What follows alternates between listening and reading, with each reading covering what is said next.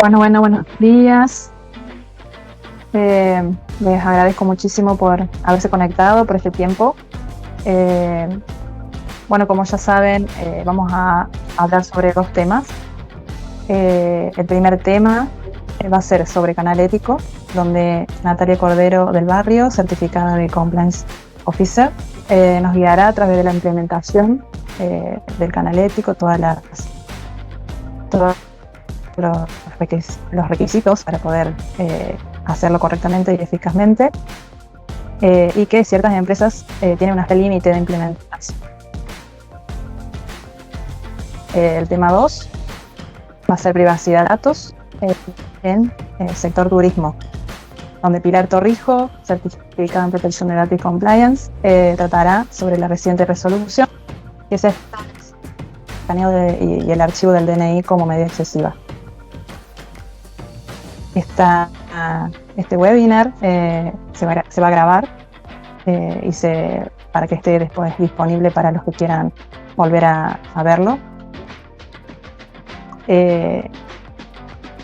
Toda la protección de las personas, nadie va a estar expuesto, así que tengan tranquilos. Los tiempos van a ser 25 minutos sobre canal ético y 15 minutos sobre la protección de datos. Al final de todo van a haber un preguntas y respuestas, así que pueden por el chat ir preguntando todas las cuestiones que tienen dudas y quisieran saber sobre el tema. Bueno, comencemos. Natalia, por ahí. Buenos días. Muchas gracias, Mariana, por la presentación. De nuevo, muchas gracias a todos por la asistencia a este pequeño encuentro que esperemos que no sea el último en estas materias de compliance tan importantes y tan necesarias para todas nuestras organizaciones.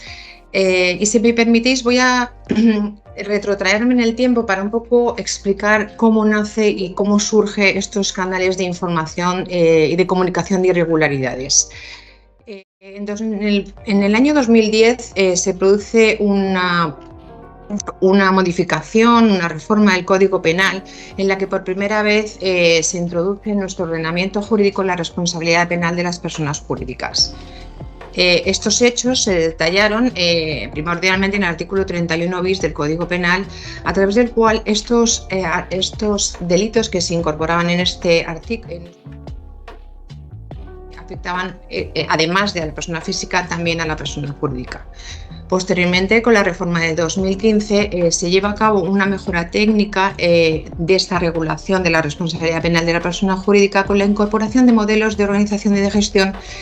Y aquí viene la parte más importante, cuya efectiva implantación lo que permite es la exoneración o, en su caso, la atenuación de la responsabilidad de la persona jurídica. ¿Esto qué quiere decir? Bueno, pues que si nosotros implantamos una serie de medidas en nuestras organizaciones, lo que vamos a impedir es que, aunque se materialice esta irregularidad en el seno de las mismas, esta responsabilidad vamos a impedir que se transfiera en la medida de lo posible al órgano de administración, al órgano de gobierno, etcétera.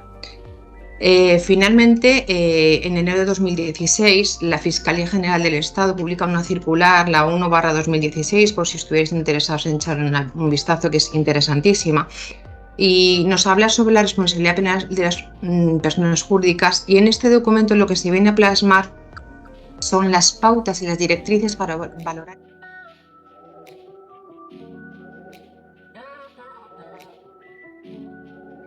¿qué debe de incluir estos modelos de prevención para efectivamente beneficiarnos de esta exoneración o, en su caso, de la atenuación de la responsabilidad de la persona jurídica?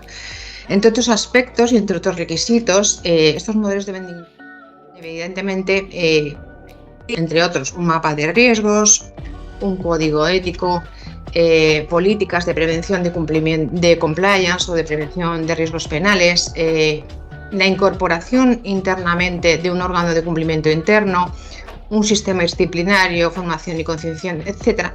Y además,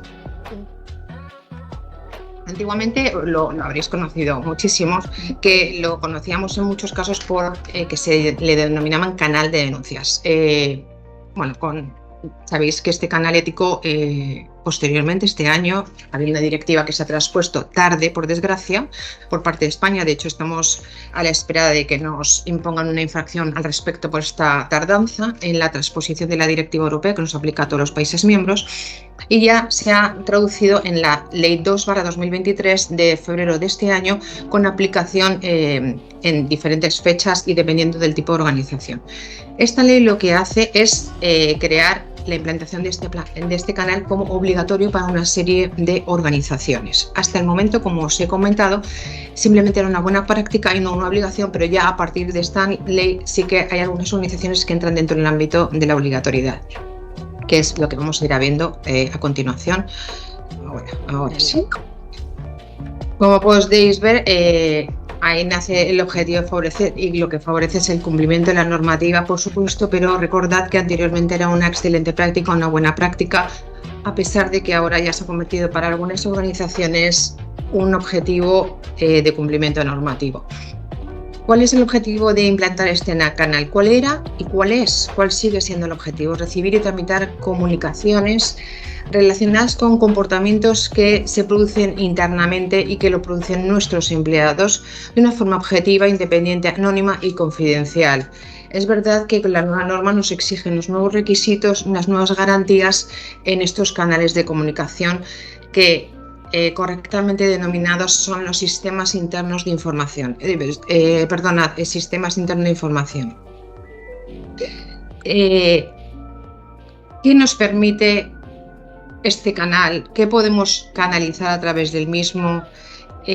Bueno, pues siempre las irregularidades. Irregularidades en general. Como veis, no estoy hablando de actos delictivos, ni mucho menos, porque no son los únicos que podemos comunicar a través de estas herramientas. Podemos alertar cualquier tipo de mala conducta, desde infracciones penales, por supuesto, infracciones administrativas en materia de seguridad en el trabajo, incluso normativa interna que tuviéramos implantada en el seno de nuestra organización. Y el tener esta implantación hecha, evidentemente, nos protege de, primero, podemos detectar la mala conducta en una etapa temprana, con lo cual podemos prevenirla, pero si se ha materializado podemos implantar medidas que aminoren o que, en el caso de que podamos eliminar el riesgo totalmente, pues que sea eficazmente. Evidentemente promovemos el cumplimiento normativo, pero también las buenas prácticas exteriormente a nivel reputacional, que es uno de los riesgos más complejos de proteger. Fomentamos una cultura ética, es decir, guiamos desde el seno de la organización cómo queremos funcionar interna y externamente. Aquí os indico más brevemente cuáles son el ámbito material, qué podemos comunicar a través de estos sistemas: infracciones, como os he dicho, penales, administrativas graves, muy graves, en materia de seguridad y salud en el trabajo, infracciones sobre normativa interna, aunque estas infracciones sobre normativa interna es voluntario para la organización decidir si se les va a tramitar por esta herramienta o no. Ámbito personal. ¿Quién puede comunicar a través de esta herramienta? Las personas que estamos habilitadas a ellos. Evidentemente podemos empleados, comunicar sobre otros compañeros, autónomos, voluntarios y becarios, clientes y en general cualquier persona que esté relacionada con la organización a nivel profesional. Estas son las personas. Y por supuesto, ¿quiénes somos? ¿Quiénes estamos obligados?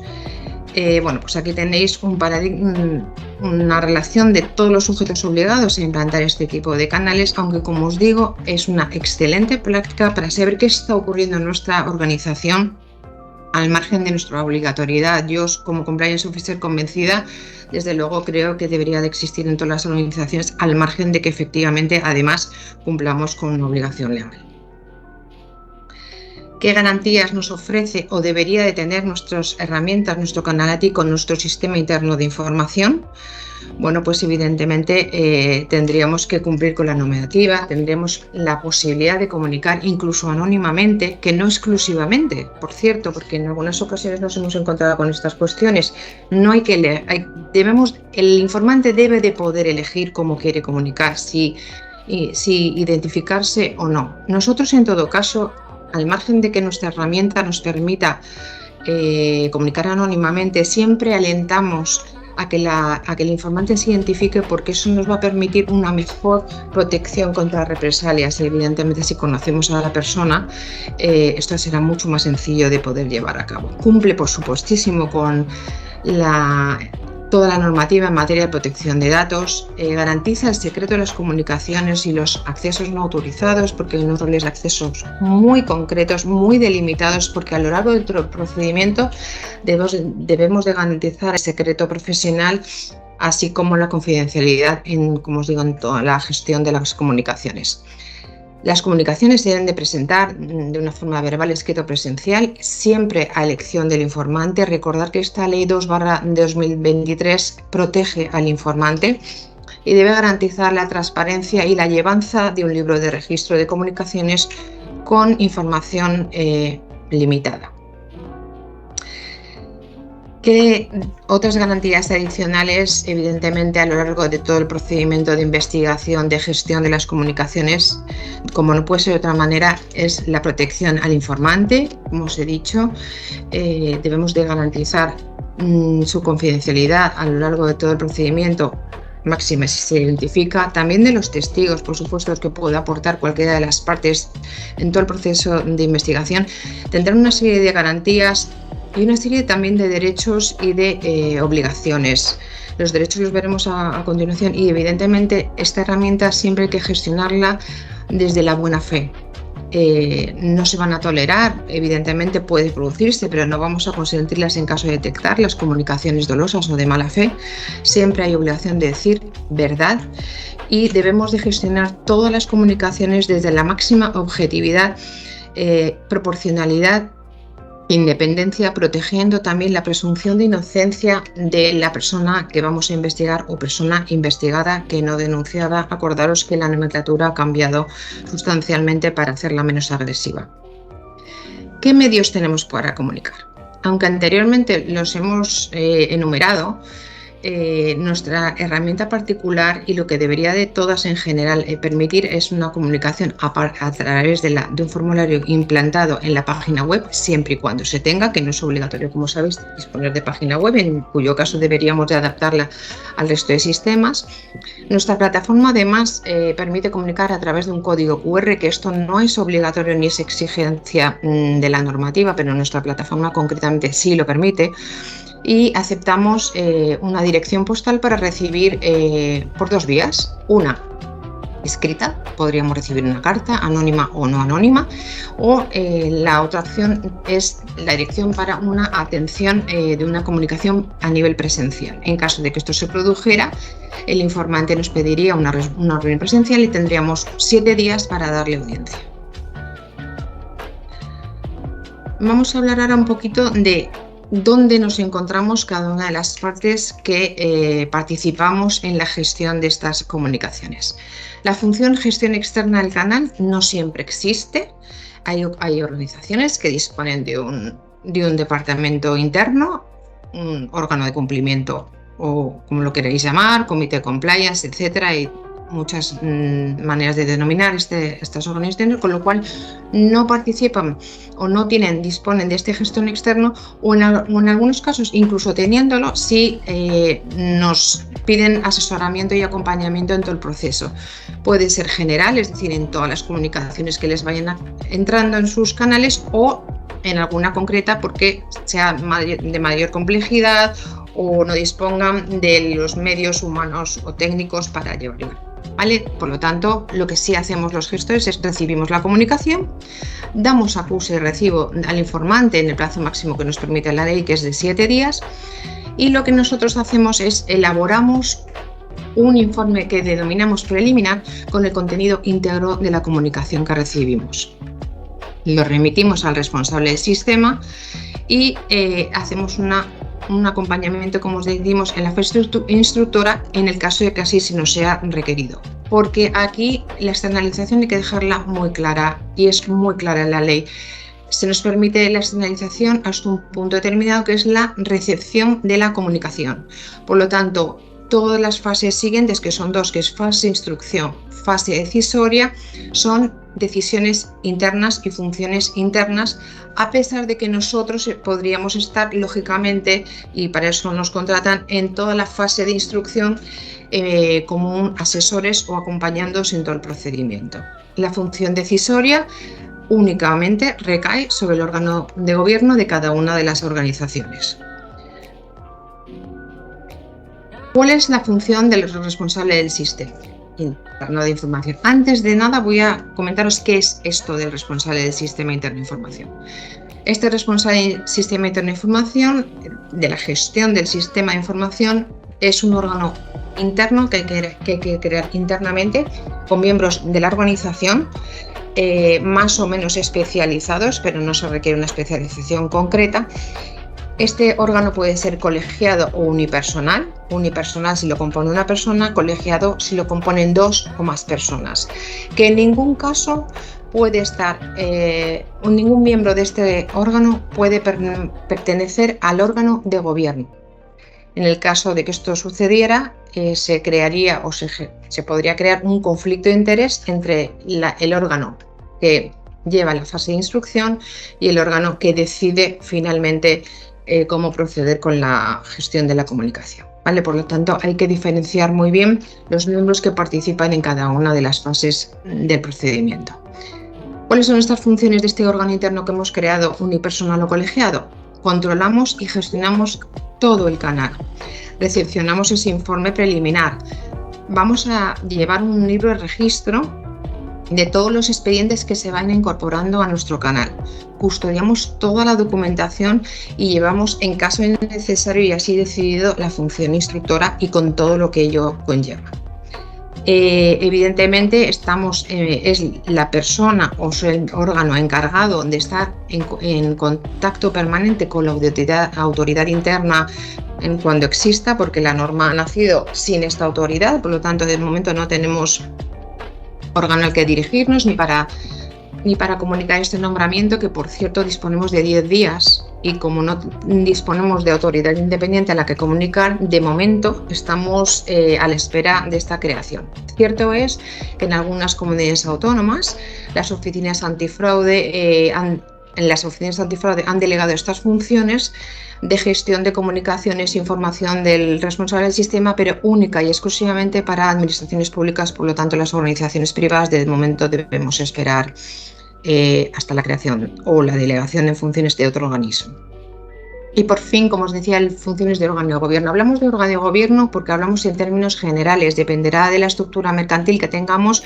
Podrá ser un consejo de administración, órgano de administración, junta directiva, patronato, etcétera, dependiendo, como os digo, de la figura que tengamos. Entonces, ¿qué funciones tiene este órgano de gobierno? Que es la recepción y estudio del informe de investigación, que una vez finalizada la investigación se deberá elaborar este informe, en el que se emitirán conclusiones, en el que se incluirán todas las evidencias recabadas, las posibles actas de reuniones que se hayan elevado, con las firmas de los intervinientes, etc. Y por fin deberá emitir una resolución final motivada de por qué ha tomado esa decisión en concreto. Gestión de las comunicaciones, las partes más importantes de la comunicación y que deben de incluir en este sistema interno de información. Debe de permitir la interposición de una comunicación, como os decía, anónima o identificada.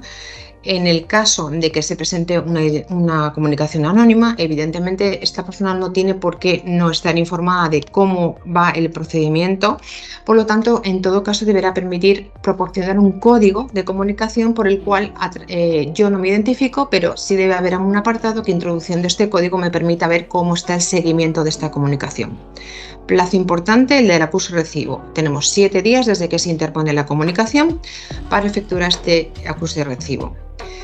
Todos los sistemas internos de información deben disponer de un chat privado a través del cual podamos ir comentando cómo va el seguimiento de esta comunicación, así como solicitar o volcar las evidencias que vaya el informante recabando o que nosotros por nuestra parte como gestores vayamos solicitando ampliación de información, ampliación de evidencias, aclaración de dudas, etcétera, etcétera. y por fin tener muy claro que este sistema interno de información debe estar operativo los 365 días al año, 24 horas al día. Esto es muy importante si tenemos en cuenta que tenemos un responsable del sistema, acordaros, órgano interno que hemos creado, unipersonal. Recordad que si es unipersonal está compuesto por una única persona. Esta persona, recordad, muy importante, puede estar de baja por enfermedad común, por accidente laboral, debe irse de vacaciones de hecho, por lo tanto se quedaría desatendido. Y por último y más importante, la comunicación puede ir contra esta persona, por lo cual deberíamos de inhibirlo del procedimiento de gestión de investigación.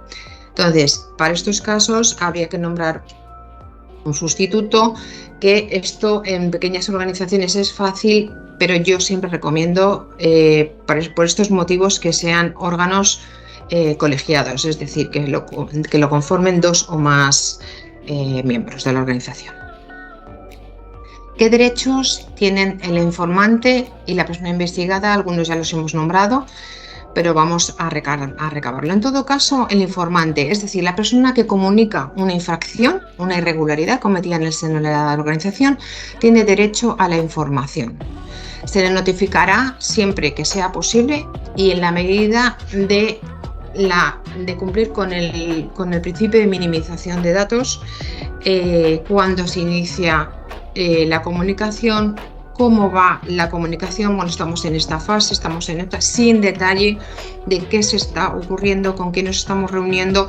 Evidentemente, si nos facilita unos testigos con los que reunirnos, eso evidentemente estamos en fase de comunicarnos, ponernos en comunicación con los testigos que nos ha aportado, pero siempre teniendo mucho cuidado con la información que se facilita al informante, porque el derecho de confidencialidad de la persona investigada también hay que protegerlo. También se le informará sobre la decisión final tomada, siempre en los términos que os comento de minimización de datos y no dar gran detalle en este sentido. En todo el proceso deberá de contar con la garantía de confidencialidad.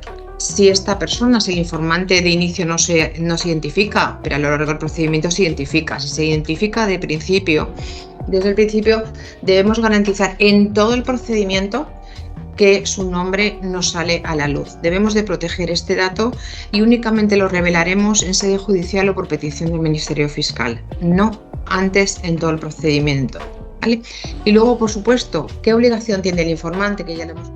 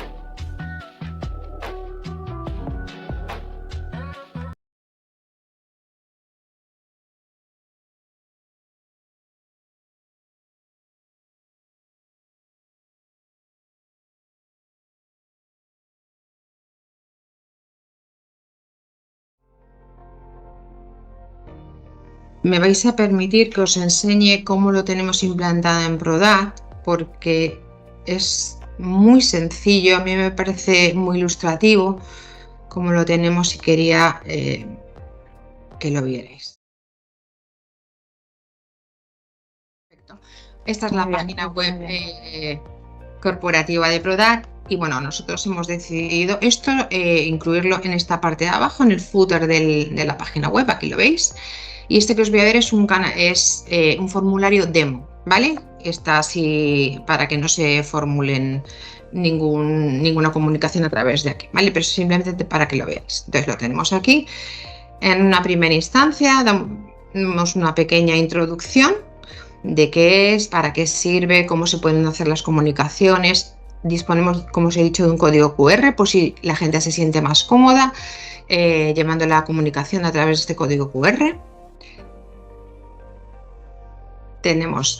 Informamos también al respecto de la comunicación del canal público externo, de lo de autoridad independiente, como os digo, cuando exista. Y por fin llegamos a lo que es propiamente dicho el formulario de comunicación. Aquí lo tenemos. Hace referencia a la ley, al tipo de infracciones que podemos comunicar a través de la misma. Y como veis y podéis ver, este es el formulario todo en el que nos piden o no información, y dependiendo en su caso, como veis aquí, que nos identifiquemos o no, pondremos nuestro nombre, y si clicamos en el checkbox, automáticamente la parte de datos personales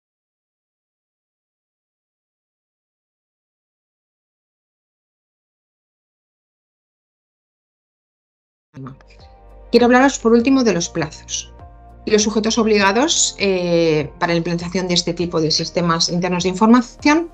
Entre otros serán todas aquellas organizaciones con 50 o más empleados, o todas aquellas sujetas, por ejemplo, a sujetos obligados en materia de prevención de blanqueo de capitales y financiación del terrorismo. En estos aspectos, si tu organización estaba dentro del primer encuadre de entre 50 y 249 empleados, el plazo máximo para la implantación era el 1 de diciembre de 2023, menos de un mes vista, y para todas aquellas de 250 o más empleados el plazo finalizaba el pasado 13 de junio. Por lo tanto, debemos de tenerlo muy en cuenta, porque a pesar de que no tenemos esta autoridad de control independiente todavía creada, en el caso de que a futuro nos hiciera una revisión estaríamos fuera de la normativa, por lo tanto en un incumplimiento normativo, recordad, y sobre todo tendríamos que acordaros siempre del daño reputacional que supondría no tener el canal a efectos externos e internos en plazo.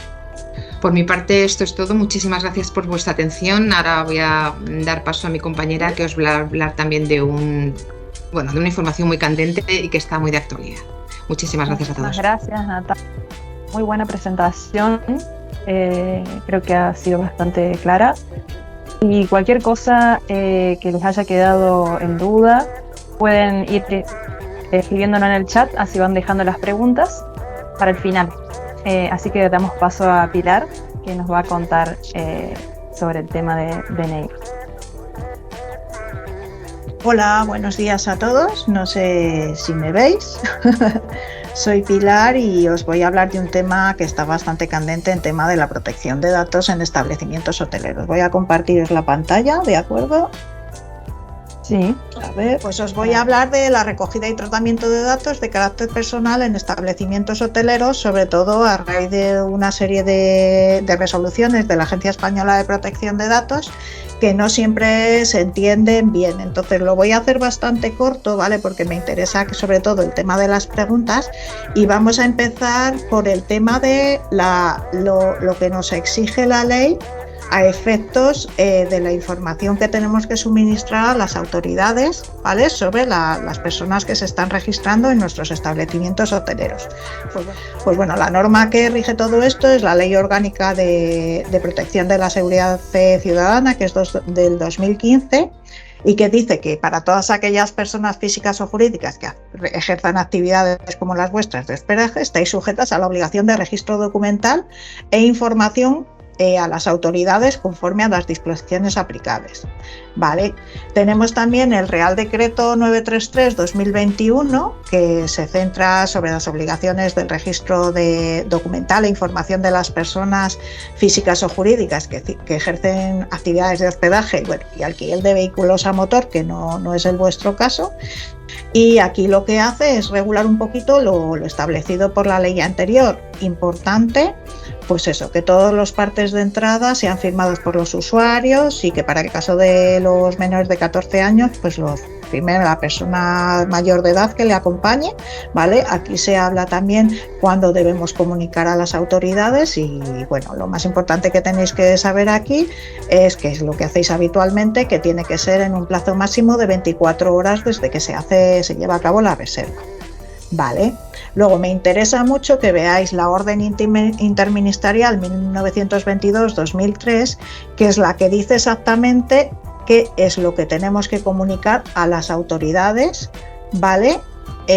Para cumplir con la obligación legal de la Ley de la Seguridad Ciudadana y cómo tenemos que llevar el libro registro, ¿vale? Dice que el libro registro estará en todo momento a disposición de los miembros y fuerzas de los cuerpos de seguridad con competencia en la materia, con lo cual es una obligación bastante importante que tenéis el tenerlo actualizado, aparte de realizar la comunicación del registro en el plazo que os marca la ley. Y respecto a lo que vamos a ver posteriormente de las acciones que ha ido imponiendo la agencia a algunos hoteles, ¿vale? Por varios incumplimientos, sí que me interesa que veáis aquí cuáles son los datos que hay que comunicar a las autoridades, y solo hay que comunicar estos datos, nada más. Nos obligan a indicar el número de documento de identidad, el tipo de documento, es decir, si es un pasaporte, si es un DNI, la fecha de expedición, primer apellido, segundo apellido, nombre, sexo, fecha de nacimiento, país de nacionalidad, fecha de entrada, y bueno, a esto hay que añadir que tienen que la firma de la persona que se está registrando. Vale, entonces también os quería hablar de una comunicación que ha habido de la Dirección General de la Policía, ¿vale? Hace poco, en la que dice que han habilitado en su sede electrónica la plataforma ses.hospedajes para facilitar el registro documental, ¿vale? Que estáis obligados a hacer a las autoridades. Esta plataforma está operativa desde el 2 de enero de este año, de 2023. En principio iban a ponerlo como para un plazo de prueba de 5 meses y tal, pero bueno, han decidido que van a alargar este periodo de prueba hasta el 1 de octubre de 2024, con lo cual a partir del 1 de octubre de 2024 vais a tener la obligación de hacer esta comunicación a través de esta plataforma que pone a vuestra disposición el Ministerio del Interior. ¿De acuerdo?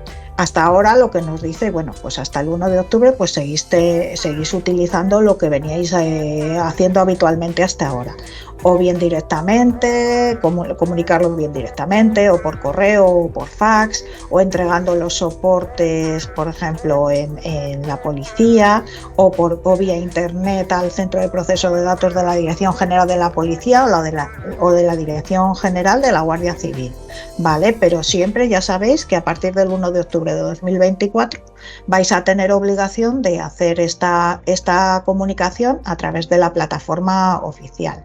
¿Vale? También nos dice que la utilización de cualquiera de los sistemas señalados no exime de la obligación de cumplimentar el parte de su firma por el alojado y de la confección del libro registro correspondiente. ¿De acuerdo? Bueno, aparte, ¿qué otra legislación nos aplica? Pues la legislación, aparte de la específica respecto al registro, es la legislación en materia de protección de datos, que ya sabéis que es el Reglamento Europeo, ¿vale? Que se llama el Reglamento General de Protección de Datos, y la Ley Orgánica de Protección de Datos y Garantía de los Derechos Digitales, que son las normas que hay que cumplir para hacer esas comunicaciones y recoger esa información. De acuerdo, como es un tema muy polémico, la Agencia Española de Protección de Datos el día 23 de marzo de 2022 sacó una resolución un poco para aclarar qué datos debemos recoger en el registro documental del cliente y cómo debemos cumplir con el deber de información en protección de datos, ¿vale? Porque ya sabéis que vosotros, al ser establecimientos hoteleros que trabajáis siempre de cara al público y con clientes, en función del trato que deis a los clientes o no, pues vais a poder recibir algún tipo de denuncia o algo. Entonces os interesa este tema, tenerlo muy claro y hacerlo muy bien. Entonces, ¿qué dice la Agencia Española de Protección de Datos? Dice, lo que nos legitima la Ley Orgánica 4/2015 de Seguridad Ciudadana es a recoger simplemente el número de documento de identidad, el tipo de documento, la fecha de expedición, nombre y apellido, sexo, fecha de nacimiento, país de nacionalidad, fecha de entrada y firma del viajero. ¿Vale? Y esto lo debemos incorporar a la información que debéis trasladar a las fuerzas y cuerpos de seguridad del Estado. No podemos recoger nada más al respecto. Entonces, ¿qué pasa en todos aquellos hoteles o casas rurales o establecimientos de alojamiento de cualquier tipo, que en cuanto llegas lo primero que te hacen es la fotocopia del DNI, o que te escanean el DNI o que te escanean el pasaporte y no te dicen nada ni cumplen con el deber de información y además es que encima los que somos usuarios tampoco le damos excesiva importancia y lo ves como algo normal cuando no es así, ¿vale? Por ejemplo, no podemos hacer una fotocopia del DNI y guardárnosla como tal porque nadie nos ha autorizado a tratar nuestra fotografía y en el tratamiento de registro y comunicación documental la ley no nos obliga a pasar la fotografía, ni a pasar la fotocopia, ni a pasar el escaneo.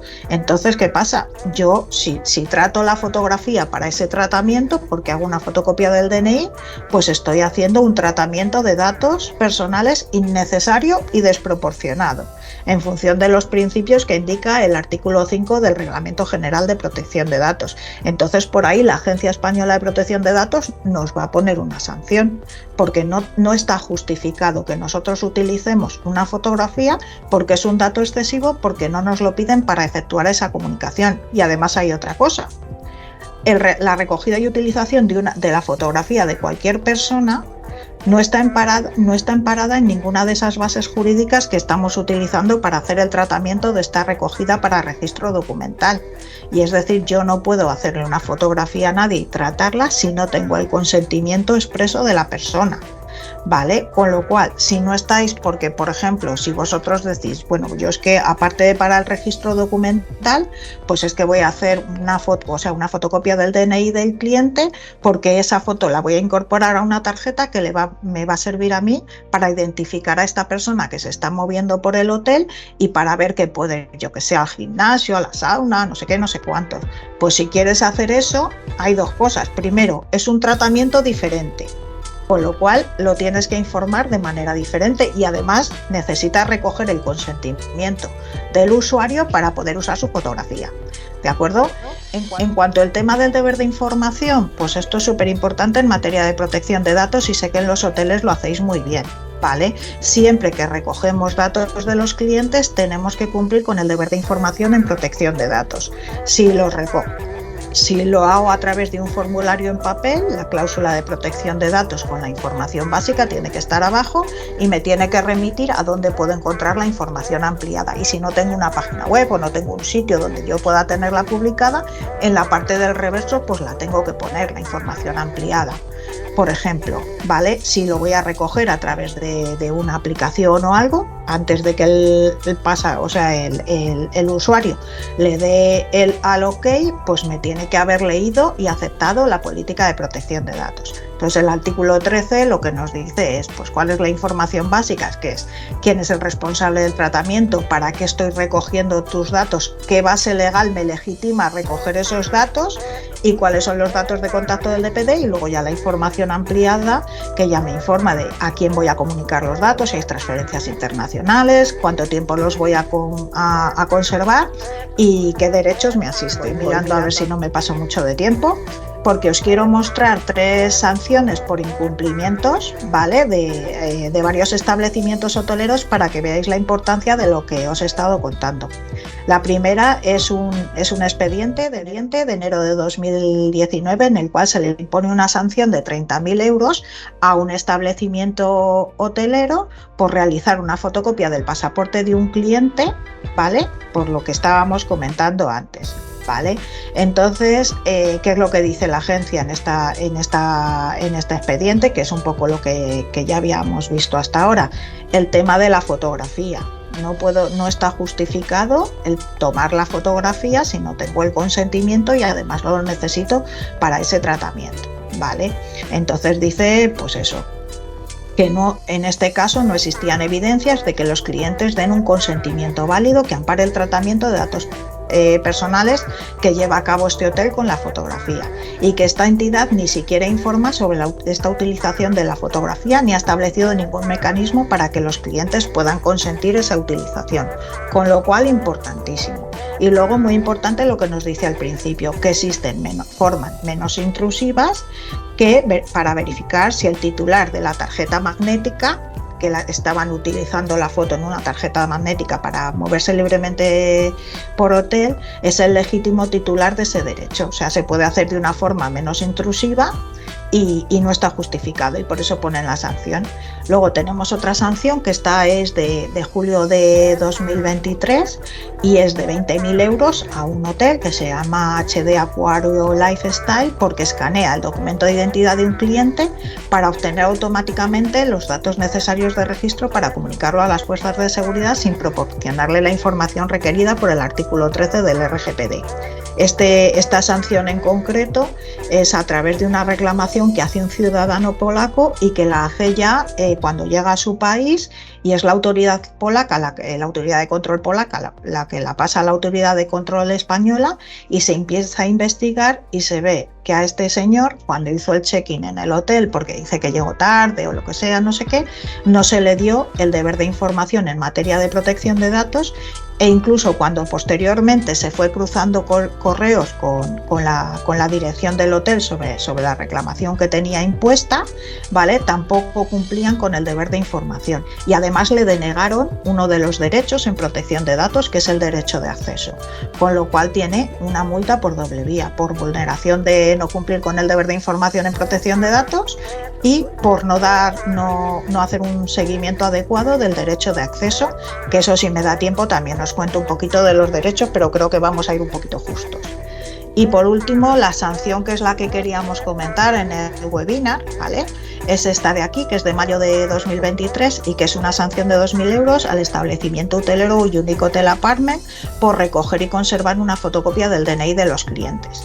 Este caso es curioso porque lo que pasa es que llegan dos chavales al hotel y les dicen que no se pueden registrar porque ya se había registrado una persona en su nombre, con lo cual ellos piden las hojas de reclamación, les proporcionan las hojas de reclamación y claro, inmediatamente los chavales se van a la comisaría, ¿vale?, a poner la denuncia. Entonces la policía va al hotel a investigar y se da cuenta que en el libro registro de clientes que tenéis obligatorio no existía anotación numérica de los registros, sino que había hojas sueltas y con los DNIs escaneados, ¿vale? Y además también incluso vieron que no estaban realizando la comunicación de los registros a las autoridades tal como marca la legislación vigente. Entonces, claro, aquí ya vamos a lo que os estaba contando antes, la vulneración del artículo 5.1c del reglamento, que dice que los datos personales serán adecuados, pertinentes y limitados a la necesidad. Como no es obligatorio coger una fotocopia del DNI para poder hacer ese registro y esa comunicación, pues por ahí ya estaban incumpliendo, ¿vale? Y luego además, pues eso, los datos no deben tratarse si la finalidad del tratamiento no puede lograrse razonablemente por otros medios, ¿vale? Y luego, ¿qué es lo que constatamos aquí? Vale, pues de nuevo la Agencia Española de Protección de Datos hace mención a lo que la orden esta que hemos visto antes, 1922-2003, dice que se puede recoger, ¿vale? Que si no es eso ya no se pueden recoger más que estos datos en concreto, y cualquier otro dato que nosotros recojamos para realizar este tratamiento es excesivo, ¿vale? Entonces dice la agencia, la copia del documento de identificación no es un tratamiento necesario para realizar el registro y dar cumplimiento a la Ley de Seguridad Ciudadana, constituyendo una vulneración del artículo 5.1c del reglamento, que dice que son datos excesivos. ¿Por qué? Porque cuando yo hago una fotocopia del DNI, evidentemente estoy cogiendo más datos de los que yo necesito, porque ahí pone el nombre de mi padre, el nombre de mi madre, pone un montón de información, está mi fotografía, pues eso no lo puedo recoger así, ¿vale? Entonces, bueno, aquí creo que ya voy muy justa de tiempo, ¿no, Mariana?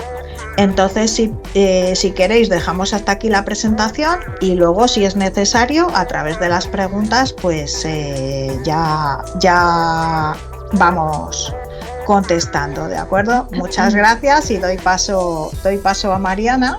Yo ya dejo de... Bueno, muchas gracias, Pilar. Gracias, Mariana. Muy claro también tu explicación. Vamos a ver, creo que hay una pregunta. Así empezamos la parte de preguntas. Dice, hola, me gustaría saber si se puede utilizar el canal ético como herramienta para canalizar denuncias tipificadas en el protocolo de acoso empresarial. Muchas gracias.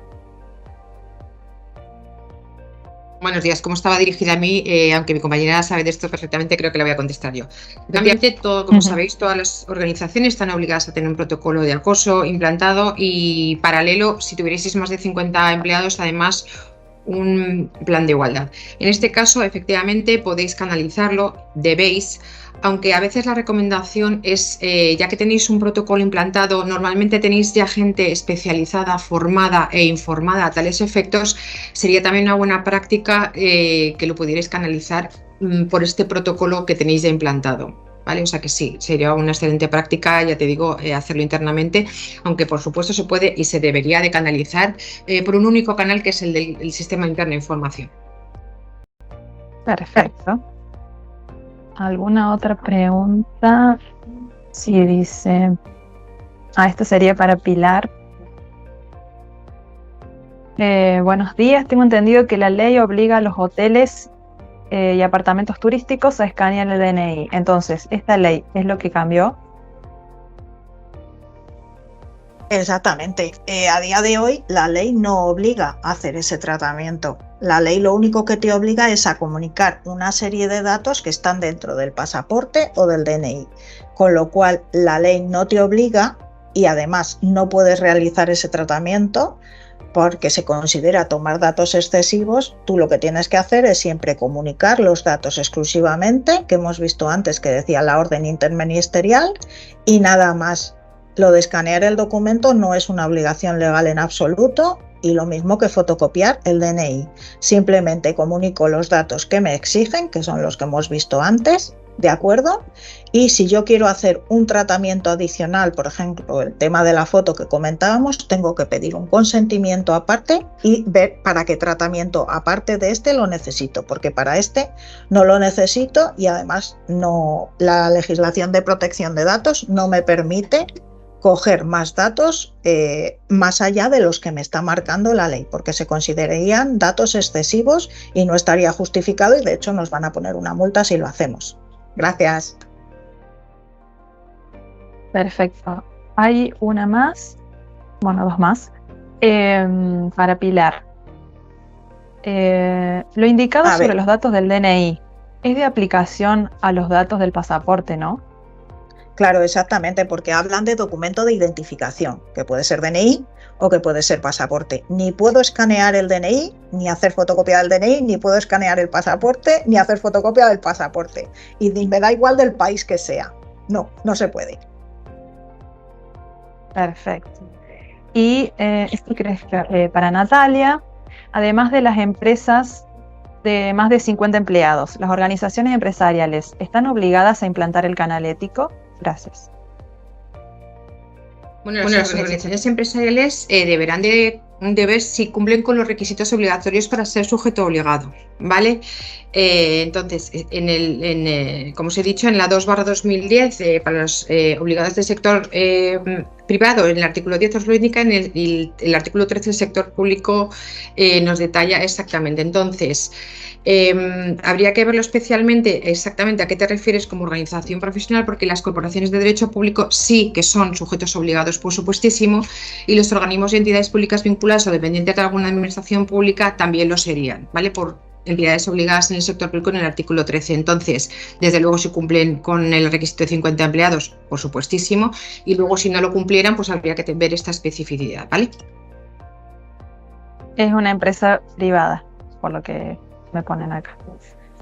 Bien, vale, pues sí, entonces tendríamos que ver la especificidad de Una, si tuviera más de 50 empleados, y si no tuviera 50 empleados, si por ejemplo fuera sujeto obligado por prevención de blanqueo de capitales, ¿vale? En cuyo caso efectivamente sí sería sujeto obligado para tener implantado un canal. Al margen de esto, yo creo que como organización empresarial me parece, aunque no fuera un sujeto obligado como tal, me parece una excelente práctica por el sector al que se dirige, por una cuestión reputacional, tener implantado este tipo de herramientas en la seno de la organización. A mí me parecería que daría una trazabilidad y una transparencia increíble en todo lo que es la profesión y cómo desarrollan su trabajo, al margen de la obligatoriedad. Como os he dicho siempre, para mí las buenas prácticas están incluso a veces por delante de la obligación, ¿vale? Perfecto. Y acá dice, las empresas con plantilla habitual de 20 empleados, por ejemplo, pero que durante el año tienen temporadas de más contratación. Me refiero a empresas de transformación o envasado, por ejemplo, del mundo alimentario. ¿Están obligadas a tener un canal ético? A ver, este tipo, no sé si me puedes contestar, José María, a la vez que te pregunto. Por ejemplo, estas contrataciones no son ETTs, no son autónomos, o sea, entiendo que son contrataciones en plantilla, desde alta en plantilla a estas personas, porque claro, el tema es que en el no y no, o sea, estarían de alta en plantilla, ¿verdad? Entiendo que sí, si es un no ETT, no a autónomos, siguen en plantilla, vale. Pues el tema es que en el momento que una organización supere los 50, es decir, 50 o más, en el momento que ya somos 50, estamos obligados a tener este canal de información, sistema interno de información. Estamos obligados a tener, por supuesto, protocolo de acoso por el mero hecho de ser una organización, y luego cuando superamos estos 50 a plan de igualdad, o sea que ya nos aplican bastantes normativas al respecto para tener implantado, al margen de que en un momento dado seamos 20. En el momento que somos 50 más, efectivamente estamos obligados. Bien, creo que había una más. Si la empresa dispone un mail para informar de cualquier infracción, ¿debemos eliminarlo? Bueno, vamos a ver. Os he dicho que todos los canales que propongamos para comunicar una infracción deben de permitir el anonimato. Si hasta ahora no ha habido esta obligación de anonimato y está un poco más a la elección de la organización de permitir este anonimato o no, es una práctica que ya común de uso y que se conoce dentro de la organización, mi recomendación es que no la eliminéis. Eso sí, ojo, lo que vamos a hacer es que vamos a dejar constancia muy clara que para aquellos informantes que deseen identificarse, tienen esta otra opción, y dejamos el mail que ya existía y que a veces facilita estas comunicaciones. Eliminarlo yo no lo eliminaría, lo dejaría como una opción muy clara para aquellos informantes que no tengan problema de identificarse. Bueno, estamos incluidos. Agradezco muchísimo, bueno, a ustedes las que expusieron, muy bueno todo lo que han explicado. Les agradezco por haber participado y bueno, agradecemos, bueno, a todos los que se conectaron, por supuesto. Valoramos el tiempo que han invertido. Esperemos que les haya servido todas las explicaciones. Les quiero compartir acá, les voy a compartir mi contacto. Yo soy, no me presenté, soy la representante de desarrollo de negocios de Prodat.